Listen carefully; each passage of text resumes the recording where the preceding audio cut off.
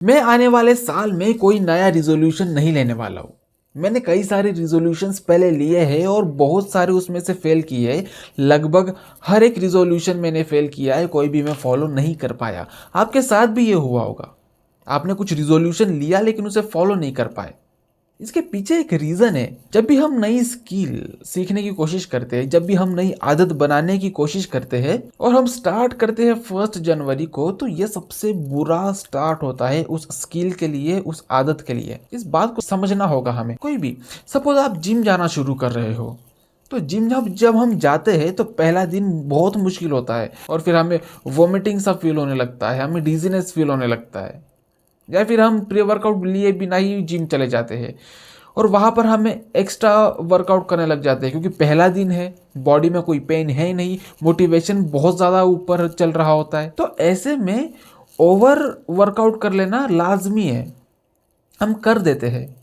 दूसरे दिन थोड़ा थोड़ा पेन होता है, थोड़ा क्या बहुत पेन होता है, हाथों में, चेस्ट में, पैरों में थोड़ी सी सूजन सी हमें महसूस होती है, लेकिन मोटिवेशन सेकेंड डे पे भी बहुत हाई होता है।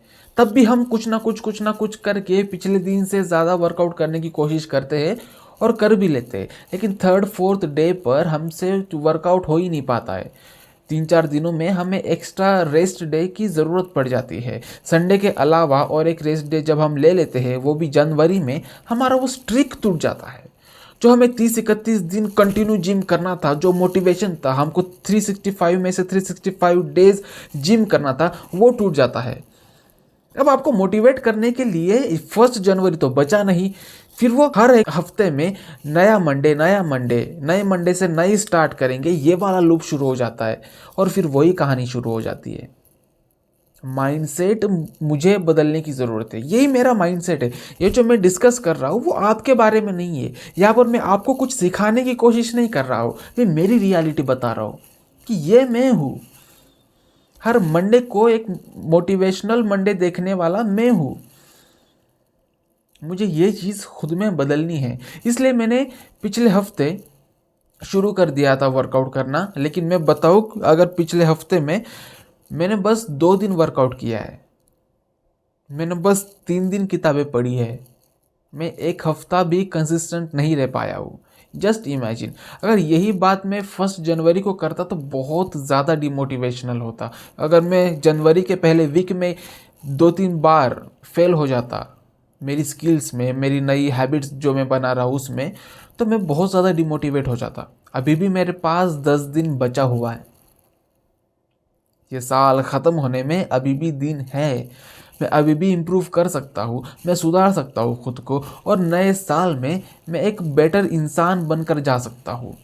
मैं उसके लिए मेहनत कर रहा हूँ, मैं उसके लिए रिजोल्यूशन ले रहा हूँ।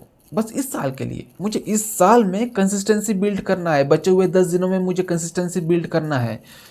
हाँ, थोड़ा दर्द होगा जिम करने के बाद, हाँ थोड़ा मुंह सूखेगा जब मैं ज़ोर ज़ोर से किताबें पढ़ रहा हूँगा, हाँ थोड़ा सा मुंह सूखेगा जब मैं कम्युनिकेशन स्किल्स प्रैक्टिस कर रहा हूँगा, लेकिन वही मुझे करना है ताकि वो मुझे अगले साल में पेनफुल ना लग के एक बस रोज़मर्रा की ज़िंदगी बन जाए। मैं रोज़ उठूँ, किताब पढूँ, वर्कआउट करूँ और ऑफिस चला जाऊँ, ये मेरी दिनचर्या हो।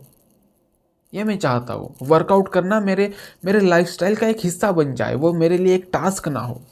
ये मैं चाहता हूँ किताबें पढ़ना एक टास्क ना हो मेरे लिए, ये मैं चाहता हूँ किताबें पढ़ना फिर भी मेरे लिए आसान है। एटॉमिक हैबिट्स मैंने पूरा पढ़ लिया और पहली बार मैंने कोई किताब पूरी पढ़ी है। किताब पढ़ने की आदत तो मुझे लगी गई है, उसी तरह से मेरे लिए वर्कआउट आसान हो जाए, उसी तरह से मेरे लिए कम्युनिकेशन आसान हो जाए, ये मैं चाहता हूँ।